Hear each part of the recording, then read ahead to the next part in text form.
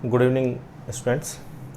आज मैं जिक्र करने जा रहा हूँ आपसे आव्यूह के लिए तुल्य और समान आव्यूह।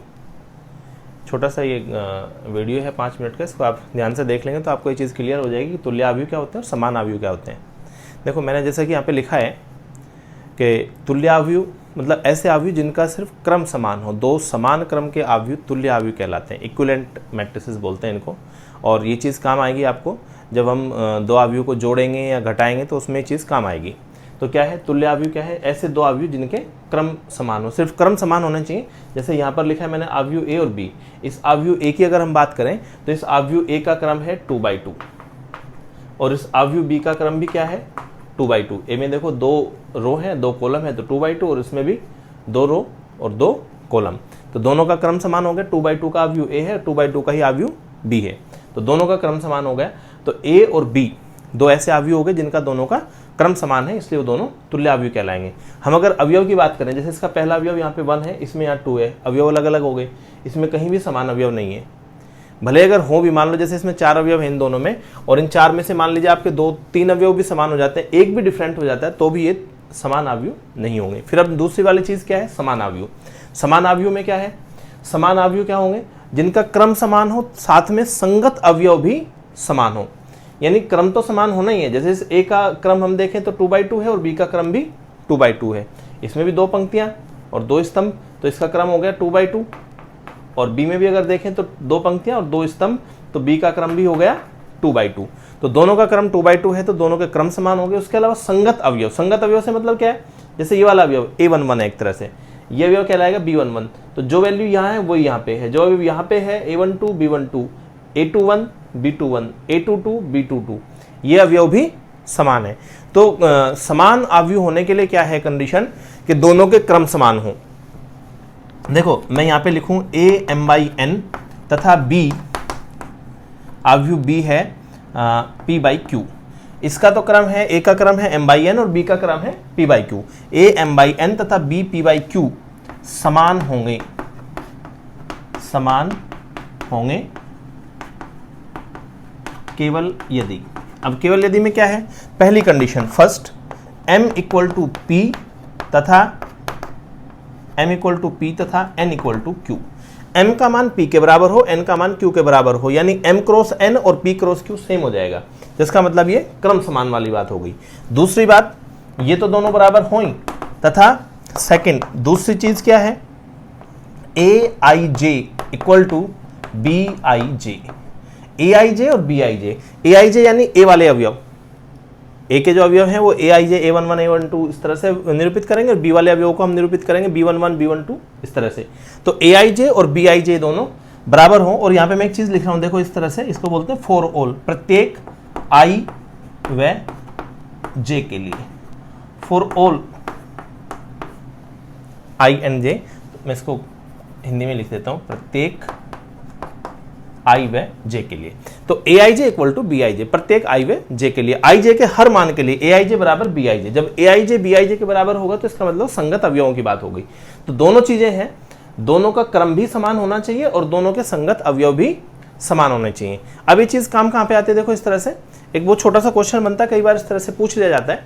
कोई दो आव्यूह दे देगा और इसमें पूछेगा कि यदि a बराबर b, जहां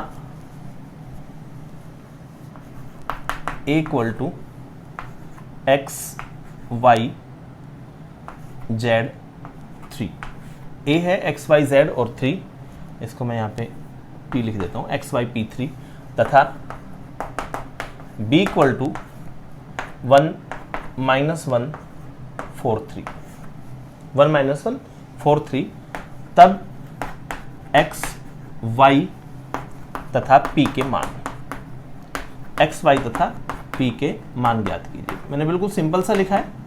तो है क्या एक्चुअली?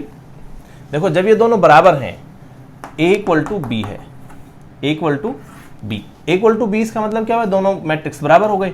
ये x y p3 = हो गया 1 - 1 4 3, देखो एक चीज़ तो आप यहाँ से क्लियर देखोगे कि यहाँ भी 3 लिखा है और यहाँ पर भी 3 लिखा है, ये वाला अवयव तो वैसे संगत रूप से समान है, तो जो का त्यों है ही।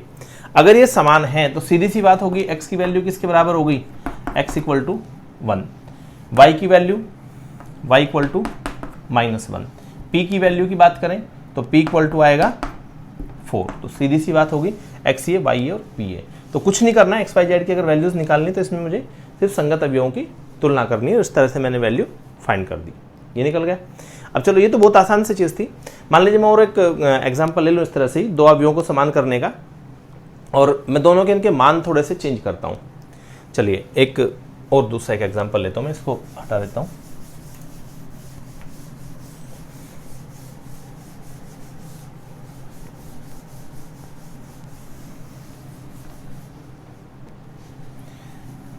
देखिए मैं a लिखता हूँ और a इक्वल टू मैं यहाँ पे लिख रहा हूँ x, यहाँ पे लिखूँ x स्क्वायर माइनस 1, यहाँ पर मैं लिखता हूँ 1 माइनस एक्स, और यहाँ लिखते हैं x प्लस वाई, और दूसरा अवयव लिखता हूँ b इक्वल टू मैं यहाँ भी x से लिख देता हूँ। यहाँ मैंने अवयव ले लिया 0, ठीक है, यहाँ मैं लिख देता हूँ 2 और यहाँ लिख देता हूँ 1। और मैं आपको कहूँ, मैं क्वेश्चन बनाऊँ कि यदि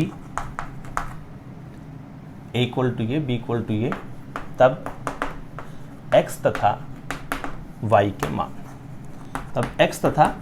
के मान ज्ञात कीजिए। हमें x और y के मान ज्ञात करने हैं। तो क्या करना है, वही सीधी सी बात है, मैं इनकी दोनों की तुलना करूँगा। कैसे होगी, लिखो इनको दोनों को। देखो यहाँ तो दोनों जगह x लिखा है, ये x यहाँ पे है x स्क्वायर माइनस 1, फिर 1 माइनस एक्स और फिर x प्लस वाई, ये हुआ। और ये बराबर है b के, b है आपका x 2 0 1, ये हो गया। अब कुछ नहीं करना, संगत रूप से अगर तुलना करें तो x x के बराबर है, तो इसको तो छेड़ना ही नहीं है, इससे तो कोई मान निकलेगा ही नहीं। लेकिन अगर मैं मान लो बात करता हूँ, देखो इस वाले अवयव की इसकी तुलना करें तो क्या होगा। यहाँ अगर आपको इसको पूरा हल करना है ढंग से, तो आप ये लिख सकते हैं कि संगत अवयवों की तुलना करने पर, संगत अवयवों की तुलना, इनकी हम तुलना करें तो संगत अवयवों की तुलना करने पर क्या मिलेगा।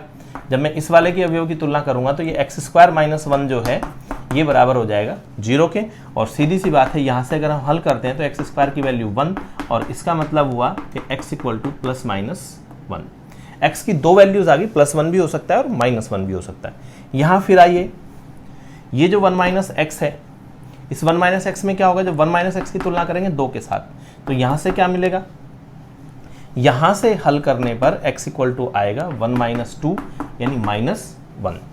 अब देखो x की दो वैल्यूज आई, यहाँ पे तो क्या था, x की वैल्यूज थी +-1, और यहाँ से जो x की वैल्यू निकली वो निकली -1।